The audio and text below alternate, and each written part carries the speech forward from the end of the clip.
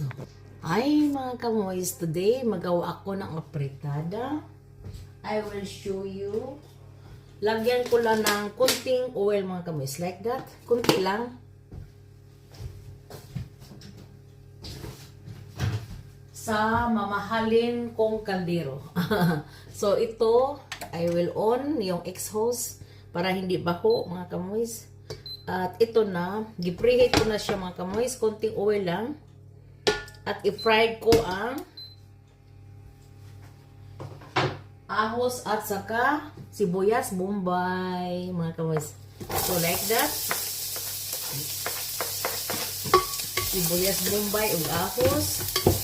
Then followed with the karni.